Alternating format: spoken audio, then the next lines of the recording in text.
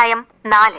വളരെയധികം പേടിയോടെയായിരുന്നു കീർത്തി അവന്റെ മുഖത്തു നിന്നും ആ കംഫർട്ടർ എടുത്തുയർത്തിയത്. പക്ഷേ അവിടെ കണ്ട കാഴ്ചയിൽ അവൾ ആകെ അമ്പരന്നു പോയി. കാരണം അപ്പോഴും അവന്റെ മുഖത്തൊരു മുഖംമൂടി ഉണ്ടായിരുന്നു. സാധാരണ വെക്കുന്ന മോഡൽ ആയിരുന്നില്ല അത്. ആ മുഖംമൂടിയിലൂടെ അവന്റെ മുഖം കുറച്ചുകൂടി വ്യക്തമായി പുറത്തേക്ക് കാണുന്നുണ്ടായിരുന്നു. കീർത്തി വരുണിന്റെ മുഖത്തേക്ക് കണ്ണെടുക്കാതെ നോക്കി നിന്നു. വരുണിന്റെ നേർത്ത ചുണ്ടുകളും ദൃഢതയുള്ള ജോ ലൈനും കവിളുകളും എല്ലാം വീണ്ടും വീണ്ടും അവന്റെ മുഖത്തേക്ക് നോക്കാൻ പ്രേരിപ്പിക്കുന്നതാണ്. അവൾ ആകെ കൺഫ്യൂഷനിലായി. ഈ മുഖത്തിനൊന്നും യാതൊരു കുഴപ്പമില്ലല്ലോ, പിന്നെ എന്തിനാ ഇങ്ങനെ മാസ്ക് വെച്ച് നടക്കുന്നേ? ഇനി പിടികിട്ടാ പുള്ളി വല്ലതും ആണോ? എന്നാലും എന്റെ കൃഷ്ണ, ഈ കാണാനുള്ള ഗ്ലാമറ സ്വഭാവത്തിലും കൂടെ ഉണ്ടായിരുന്നെങ്കിൽ എത്ര നന്നായിരുന്നു. അങ്ങനെയാണെങ്കിൽ എനിക്കും സർവ്വഗുണ സമ്പന്നനായ ഒരു ഭർത്താവിനെ കിട്ടിയേനെ. പക്ഷേ അതിന് നീ സമ്മതിക്കില്ലല്ലോ. കീർത്തി പതിയെ ആ കംഫർട്ടർ എടുത്ത് വരുണിന്റെ മുഖത്തേക്കിട്ടു. അടുത്ത നിമിഷം വരുൺ കണ്ണു തുറന്നു. അത് കണ്ടതും ഒറ്റ ചാട്ടത്തിന് കീർത്തി ലൈറ്റ് ഓഫ് ചെയ്ത് കിടക്കയിൽ കിടന്നു. കണ്ണിന് മുകളിൽ ബ്ലൈൻഡ് ഫോൾഡർ കെട്ടുന്നതിനിടെ വിറച്ചുകൊണ്ട് അവൾ ഇങ്ങനെ പറഞ്ഞു: ഞാൻ വാഷ്റൂമിൽ പോകാൻ എഴുന്നേറ്റതാ. തിരിച്ചു വരുമ്പോഴാ അവിടെ മേലെ ഒരു കൊതുകിരിക്കുന്നത് കണ്ടത്. അതിനെ കൊല്ലാൻ വേണ്ടി അങ്ങോട്ട് വന്നത്, അല്ലാതെ വേറൊന്നും ഞാൻ കണ്ടില്ല. പേടിയോടെ കീർത്തി വരുണിന്റെ ദേഷ്യം പിടിച്ചുള്ള വാക്കുകൾക്കായി കാതോർത്തു. പക്ഷെ ഒന്നും സംഭവിച്ചില്ല. അവൻ തിരിഞ്ഞു കിടന്നുറങ്ങി. കീർത്തി ശരിക്കും അമ്പരന്നു പോയി. ഇതിപ്പോ എന്താ കഥ? ഇത്രയും വലിയ കാര്യം നടന്നിട്ടും പ്രതികരിക്കുന്നില്ലല്ലോ. അങ്ങനെ വരാൻ യാതൊരു ചാൻസ് കാണുന്നില്ലല്ലോ. ഇനി പേടിച്ച് വരച്ചിട്ട് എനിക്ക് വെറുതെ തോന്നിയതാണോ? ഈ ജഗത്തന്റെ കയ്യിൽ നിന്ന് കഷ്ടിക്ക് രക്ഷപ്പെട്ടു. ഭാഗ്യം. വലിയൊരു കുരുക്കിൽ നിന്ന് രക്ഷപ്പെട്ട സന്തോഷത്തിൽ കീർത്തി ഉറക്കത്തിലേക്ക് വീണു. രാവിലെ റെഡിയായി താഴേക്ക് വന്ന കീർത്തി ഡൈനിങ് ഹാളിൽ വരുണും സഞ്ജുവും ഇരുന്ന് സംസാരിക്കുന്നത് കണ്ടു.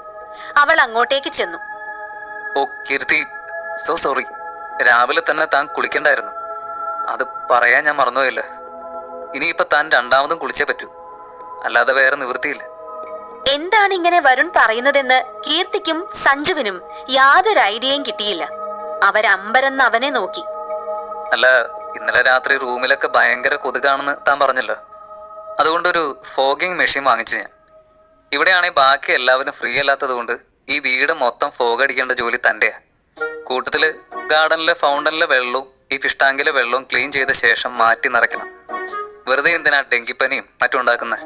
കീർത്തിക്ക് അപ്പോഴാണ് വരുൺ ഇന്നലെ പ്രതികരിക്കാതെ കിടന്നതിന്റെ ഗുട്ടൻസ് പിടികിട്ടിയത്. ഇന്നലെ തന്നെ അവൾക്കുള്ള ശിക്ഷ അവൻ റെഡിയാക്കി വെച്ചിരുന്നു. കീർത്തി വീടിനുള്ളിൽ മുഴുവനും ഒന്ന് കണ്ണോടിച്ചു. സൈഡിൽ വെച്ചിരിക്കുന്ന ഫോഗിംഗ് മെഷീനും എടുത്ത് പോകുന്നതിനിടയിൽ അവൾ പിറുപിറുക്കാൻ തുടങ്ങി. 4-5 മണിക്കൂർ എടുക്കുമല്ലോ എന്റെ കൃഷ്ണ ഈ ജോലി ചെയ്യാൻ. സത്യത്തെ നീ എന്നെ രക്ഷിച്ചതാണോ അതോ ശിക്ഷിച്ചതാണോ?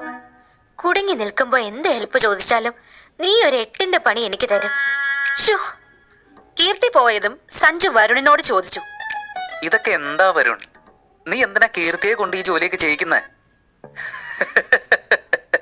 ഇത് അവൾ ഇന്നലെ ചെയ്ത പ്രവൃത്തിക്കുള്ള ശിക്ഷയാ സഞ്ജു. അതൊക്കെ പോട്ടെ, ഞാൻ പോയി വേഗം റെഡി ആയിട്ട് വരാം. ഇന്ന് കുറെ മീറ്റിംഗ്സ് ഉള്ളതല്ലേ. ഇല്ല, ഇന്നൊന്നുമില്ല. എല്ലാം ഞാൻ മറ്റൊരു ദിവസത്തേക്ക് മാറ്റി വെച്ചു. അതെന്താ? സഞ്ജു വരുണിന്റെ അടുത്ത് നിന്ന് കുറച്ച് പുറകോട്ട് മാറി നിന്ന് സ്വന്തം മുഖം കൈകളാൽ മറച്ചു വെച്ചുകൊണ്ട് പറഞ്ഞു: അതെ, നീ ഇന്ന് കീർത്തിക്കൊപ്പം ഒരു ഡേറ്റിങ്ങിന് പോവാ. ഇത് കേട്ടതും വരുൺ കയ്യിലിരുന്ന പെൻ സഞ്ജുവിന് നേരെ വലിച്ചെറിഞ്ഞുകൊണ്ട് പറഞ്ഞു: ഞാൻ എങ്ങോട്ടേക്കും വരുന്നില്ല. നീ ഇന്നലെ തന്നെ വ്യക്തമായി കേട്ടില്ലേ ഞാൻ നോ എന്ന് പറഞ്ഞത്? നീ പറഞ്ഞതൊക്കെ ഞാൻ കേട്ടു. പക്ഷെ ഇപ്പൊ ഇങ്ങനെ ചെയ്യാതെ നിവൃത്തിയില്ല. കാരണം നിനക്ക് ലക്ഷ്യത്തിലേക്ക് എത്തണമെങ്കിൽ കുറച്ചൊക്കെ വിട്ടുവീഴ്ച ചെയ്യാതെ പറ്റില്ല. നീ തന്നെ പറയാറില്ലേ everything is fair in love and war എന്ന്. പക്ഷെ അപ്പോ എന്റെ സേഫ്റ്റിയോ? നിനക്കറിയില്ല എനിക്ക് ആളുകൾക്കിടയിലൂടെ മുഖം മൂടിയിട്ട് ഇറങ്ങി നടക്കാൻ പറ്റില്ലെന്ന്. അങ്ങനെ നടന്ന എല്ലാവരും എന്നെ വല്ലാത്ത രീതിയിൽ നോക്കില്ലേ? അതെനിക്ക് വല്ലാത്തൊരു ഇറിറ്റേഷനാണ്. വരുൺ, നീ ഇങ്ങനെ ടെൻഷൻ അടിക്കേണ്ട യാതൊരു കാര്യമില്ല. നിന്റെ സേഫ്റ്റിക്ക് വേണ്ടി നിന്റെ കൂടെ ഞാൻ എപ്പോഴും ഉണ്ടാവും. കീർത്തി എല്ലാം വേണ്ടതുപോലെ പ്ലാൻ ചെയ്തിട്ടുണ്ട്. നീ ആ പ്ലാൻ അനുസരിച്ച് ഒന്ന് റെഡിയായി വന്നാ മതി. എന്ത് പ്ലാൻ? എന്റെ വരുൺ, സർപ്രൈസ് എന്നൊരു കാര്യമുണ്ട്. നീ ഒന്ന് സമാധാനിക്കേ. നിനക്ക് കുഴപ്പമൊന്നും ഉണ്ടാവില്ല, പോരെ? സഞ്ജു, നീ ഇപ്പൊ ടീം മാറിയ കളിക്കുന്നതെന്ന് എനിക്ക് മനസ്സിലാവാഞ്ഞിട്ടല്ല. യു ആർ മൈ ഫ്രണ്ട്, മറക്കണ്ട. ഞാൻ എപ്പോഴും നിന്റെ ടീമില. നിന്റെ ടീമിൽ തന്നെ ആയിരിക്കും. അതിലൊന്നും യാതൊരു മാറ്റമില്ല. നീ ഞാൻ പറയുന്നത് ഒന്ന് കേട്ടാ മതി. സഞ്ജു ഇവിടെ വരുണിനെ കൺവിൻസ് ചെയ്യിക്കുമ്പോൾ മറുപുറത്ത് കീർത്തി ഫോണിലൂടെ ആനിന്റെ കയ്യിൽ നിന്ന് ഡേറ്റിംഗ് ടിപ്സ് കേൾക്കുകയായിരുന്നു. എല്ലാം റെഡിയല്ലേ? പിന്നെ മറന്നുകൊണ്ട, അവസരം കിട്ടിയ സ്റ്റെപ്പ് 4 അപ്ലൈ ചെയ്യാൻ നോക്കണം. സ്റ്റെപ്പ് 4 എന്താണെന്ന് ഓർമ്മയില്ലേ? എല്ലാം എനിക്ക് ഓർമ്മയുണ്ടാൻ, പക്ഷെ പേടിയാവുന്നു. കഴിഞ്ഞ പ്രാവശ്യം തന്നെ അയാളെ ഒന്ന് തൊട്ടതിന് ഞാൻ നാണം കെട്ടിരുന്നു. ഇന്നും അങ്ങനെയൊക്കെ സംഭവിച്ച എന്റെ എല്ലാ പ്ലാനും പൊളിയും. ഏയ്, അങ്ങനെയൊന്നും ഉണ്ടാവില്ല പെണ്ണെ. നീ ചാടിക്കേറി ഓരോന്നും ചെയ്യാതെ നാച്ചുറലായി ആക്ട് ചെയ്താൽ മതി. ഫോഴ്സ് ചെയ്യുന്നത് പോലെ തോന്നരുത്. പതുക്കെ പതുക്കെ ആ നിർവികാര ജീവിയെ നിന്റെ വരുതിയിലാക്കണം. പിന്നെ അവൻ നിന്റെ പിറകിൽ നിന്ന് മാറരുത്. എന്തായാലും ഡേറ്റ് ഒക്കെ അല്ലേ, വേണമെങ്കിൽ ഡാൻസ് ഒക്കെ ആവാലോ. അങ്ങനെ ആവുമ്പോ എനിക്ക് അയാളെ തൊടുന്നതിന് കുഴപ്പമുണ്ടാവില്ലല്ലോ. എങ്ങനെയുണ്ട് എന്റെ ഐഡിയ? അടിപൊളി. അപ്പോ എല്ലാം സെറ്റ്. അതൊക്കെ പോട്ടെ, നീ ഏത് ഡ്രസ്സാ ഇടുന്നേ? അത് ഒരു മിനിറ്റ്, ഞാൻ ഫോട്ടോ അയക്കാം. കീർത്തി കോൾ കട്ട് ചെയ്യാതെ തന്നെ ഡ്രസ്സിന്റെ ഫോട്ടോ എടുത്ത് ആനിന് അയച്ചു കൊടുത്തു.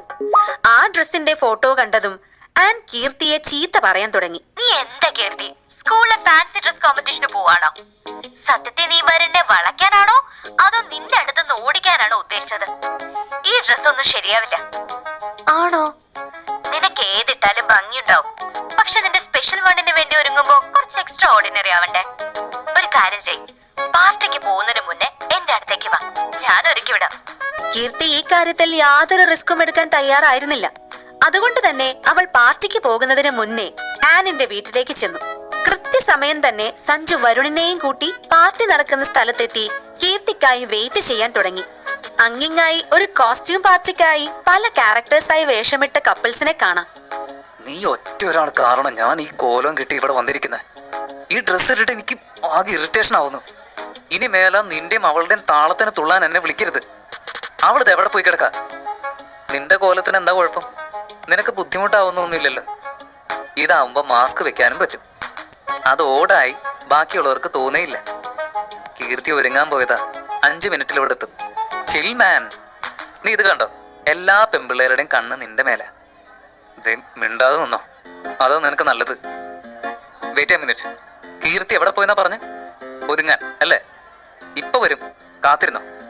ഈ പെണ്ണുങ്ങളുടെ ഒരുക്കമല്ലേ, നാളെ നേരം വെളുത്താലും അത് കഴിയില്ല. അതുകൊണ്ട് ഞാൻ പോവാ. വരുൺ പറഞ്ഞു തീർന്നതും പെട്ടെന്നാണ് ആ കാഴ്ച കണ്ട് സഞ്ജു അമ്പരന്ന് നോക്കിയത്. അവന്റെ ആ വായും പൊളിച്ചുള്ള നിൽപ്പ് കണ്ട് വരുണും അങ്ങോട്ടേക്ക് നോക്കി. ആകാരവടിവ് എടുത്തു കാണിക്കുന്ന തരത്തിൽ ബ്ലാക്ക് കളർ കാറ്റ് വുമൺ കോസ്റ്റ്യൂം ധരിച്ച് ഹൈ ഹീൽസിൽ നല്ല ഹോട്ട് ലുക്കിൽ ഒരു പെൺകുട്ടി അവർക്ക് നേരെ നടന്നു വന്നു. ടൈറ്റ് ഹൈ പോണിയും കണ്ണിന് മുകളിൽ വെച്ച മാസ്കും അവൾക്കൊരു പ്രത്യേക ഭംഗി നൽകിയിരുന്നു. അവൾ അവിടേക്ക് കടന്നു വന്നതിൽ പിന്നെ എല്ലാവരുടെയും ശ്രദ്ധ അവളുടെ നേർക്ക് മാത്രമായി. അവരുടെ അടുത്തെത്തിയതും അവൾ കയ്യിലിരുന്ന ചാട്ടവാർ എടുത്ത് ഒന്ന് വീശി. ഹായ് ഹാൻസം ബാറ്റ്മാൻ, വെയിറ്റ് ചെയ്ത് മുഷിഞ്ഞോ? ആ ശബ്ദം കേട്ടതും ബാറ്റ്മാന്റെ കോസ്റ്റ്യൂം ധരിച്ചു നിന്നിരുന്ന വരുൺ ആകെ അമ്പരന്നു പോയി. മാം കൊള്ളാലോ. ഏയ്, അപ്പോ സിൻഡ്രല്ല എന്നൊക്കെ പറഞ്ഞിട്ട്? ഇവിടെ ഓൾറെഡി ഒരുപാട് സിൻഡ്രല്ലാസ് ഉണ്ടാവുന്ന തോന്നി. ബാറ്റ്മാന്റെ കൂടെ ഡേറ്റിന് വരുമ്പോ മിനിമം ഒരു കാറ്റ് വുമണെങ്കിലും ആവണ്ടേ? സഞ്ജുവേട്ടനും കലക്കിയിട്ടുണ്ട്. ക്യാപ്റ്റൻ അമേരിക്ക പൊളിച്ച്. Thanks ma'am. ആരുടെയാ സജഷൻ? മോശമാവില്ലല്ലോ. സംസാരം കഴിഞ്ഞെങ്കിലേ നമുക്കുള്ളിലേക്ക് കയറായിരുന്നു. അകത്തെന്റെ ഫ്രണ്ട്സ് വെയിറ്റ് ചെയ്യുന്നുണ്ട്. വരുൺ പറഞ്ഞതും തിരിഞ്ഞകത്തേക്ക് കയറിപ്പോയതും ഒന്നിച്ചായിരുന്നു. കീർത്തി അമ്പരന്ന് അത് നോക്കി നിന്നു. സഞ്ജുട്ടാ, വരുൺ ഫ്രണ്ട്സിനെ കൊണ്ടാണോ വന്നത്? ആരെങ്കിലും ഡേറ്റിന്റെ ഫ്രണ്ട്സിനെ കൊണ്ടുവരോ? മാം, അത് പിന്നെ സാർ ഈ പരിപാടിക്ക് വരാൻ വെച്ച കണ്ടീഷൻ ആയിരുന്നു അത്. ഫ്രണ്ട്സ് ഉണ്ടെങ്കിലേ വരുള്ളൂ എന്ന് നിർബന്ധം പിടിച്ചു. അത് അംഗീകരിക്കല്ലാതെ എനിക്ക് വേറെ നിവൃത്തി ഉണ്ടായിരുന്നില്ല. ബട്ട് സാറിനെ ഫ്രീ ആക്കി വിടുന്ന കാര്യം ഞാൻ ഏറ്റു. Don't worry. കീർത്തിക്ക് ശരിക്കും ദേഷ്യം വരുന്നുണ്ടായിരുന്നു. പക്ഷേ ഇപ്പോൾ സഞ്ജു പറയുന്നത് കേൾക്കുകയല്ലാതെ വേറെ നിവൃത്തിയില്ല. അവർ ഇരുവരും വരുണിന് പിന്നാലെ അകത്തേക്ക് കയറി. കീർത്തി വേഗം വരുണിന്റെ കൂടെ നടന്നു. കൊള്ളാട്ടോ ഈ കോസ്റ്റ്യൂം, നല്ലോണം ചേരുന്നുണ്ട്. വേണേല് അടുത്ത ബാറ്റ്മാൻ മൂവിയിൽ നായകനെ പോവാ. Not interested. ലൂസ് ടോക്ക് നിർത്തിയിട്ട് പ്ലാൻ ഓഫ് ആക്ഷൻ പറയും. എന്തിനാ വെറുതെ ഇത്ര ധൃതി? ഇപ്പൊ ഇങ്ങോട്ട് വന്നിട്ടല്ലേ ഉള്ളൂ. അല്ല, പറഞ്ഞില്ലല്ലോ ഞാൻ ഈ കോസ്റ്റ്യൂമിൽ എങ്ങനെയുണ്ട്, കൊള്ളാമോ? പിന്നെ പാടത്ത് കണ്ണീർ കോലത്തിന് പകരം കൊണ്ട് വെക്കാം. കറക്റ്റാ. ഓ, ഞാൻ അടിപൊളിയായിട്ടുണ്ടെന്ന് അംഗീകരിക്കാൻ എന്തിനാ? ചുറ്റും ഒന്ന് നോക്കിക്കേ, എല്ലാവരും ഈ ഡ്രസ് എന്നെ വീഴ്ത്താൻ മാത്രം ഉള്ളതൊന്നും അതിലില്ല. എനിക്കിഷ്ടമായില്ല. പിന്നെ നോക്കിയത് ഇത്രയും ടൈറ്റ് ഉള്ള ഡ്രസ് ഇട്ടിട്ട് താൻ എങ്ങനെ ശ്വാസം എടുക്കുന്നു എന്നാ. ഈ കോലം കണ്ടിട്ട് എനിക്ക് തന്നെ ശ്വാസം മുട്ടുന്നു. കോസ്റ്റ്യൂം പാർട്ടി എന്ന ഈ ഐഡിയ തന്നെ ഫ്ലോപ്പാണ്. ഏയ് മിസ്റ്റർ, ഞാനൊക്കെ ശ്വാസം എടുക്കുന്നത് മൂക്കിലൂടെയും വായിലൂടെയോ? കീർത്തി പറഞ്ഞു മുഴുവനും ആക്കുന്നതിനിടെ അവിടേക്ക് സോംബി കോസ്റ്റ്യൂം ധരിച്ച് 2 യുവാക്കൾ വന്നു. അവർ വരുണുമായി ഷേക്ക് ഹാൻഡ് ചെയ്തു. കൊള്ളാലോ, ഇതെന്തായാലും വൻ സർപ്രൈസ് ആയി. കോസ്റ്റ്യൂം പാർട്ടിക്ക് അതും സാക്ഷാൽ വരുൺ കിഷോർ. ഇതെങ്ങനെ സംഭവിച്ചു? Not my plan Nikhil. Meet my wife Keerthi. Varun അവർക്ക് കീർത്തിയെ കാണിക്കാനായി സൈഡിലേക്ക് നോക്കിയതും അവിടെ അവൾ ഉണ്ടായിരുന്നില്ല. കീർത്തി വരുണിന്റെ പിറകിലേക്ക് ഒളിച്ചിരുന്നു. നീ എന്തായി കാണിക്കുന്ന കീർത്തി? എന്തിനാ എങ്ങനെ ഒളിച്ചിരിക്കുന്നത്? കീർത്തി വരുണിനെ മുറുകെ കെട്ടിപ്പിടിച്ചു. അവളുടെ മുഖം ആകെ വിളറി വെളുത്തുപോയിരുന്നു. കീർത്തി എന്തോ അവനോട് പറയാൻ ശ്രമിച്ചു. പക്ഷേ അവളുടെ ശബ്ദം പുറത്തു വരുന്നുണ്ടായിരുന്നില്ല. ഇതൊക്കെ കണ്ട് വരുൺ ആകെ അമ്പരന്ന് പോയി. ഒരു കാര്യവുമില്ലാതെ കീർത്തി എന്തിനാ ഇങ്ങനെ കാണിക്കുന്നേ? ഇനി അവന്റെ ശ്രദ്ധ പിടിച്ചു പറ്റാനുള്ള ഐഡിയ വല്ലതുമാണോ എന്ന് സഞ്ജുവും കരുതിപ്പോയിരുന്നു. പക്ഷെ കീർത്തിക്ക് ശ്വാസം എടുക്കുന്നതിൽ ബുദ്ധിമുട്ട് കാണിക്കാൻ തുടങ്ങി. ഏതാനും സെക്കൻഡ് കൊണ്ട് ബോധം മറഞ്ഞ് അവൾ താഴേക്ക് വീണു. കീർത്തി! താഴെ വീണ് കിടക്കുന്ന കീർത്തിയെ വരുൺ തൊട്ടുനോക്കി. അവൾ ആകെ തണുത്തു മരവിച്ചിരുന്നു. അവളുടെ ശ്വാസം നിലച്ചിരുന്നോ? എന്തായിരിക്കും കീർത്തിക്ക് സംഭവിച്ചത്?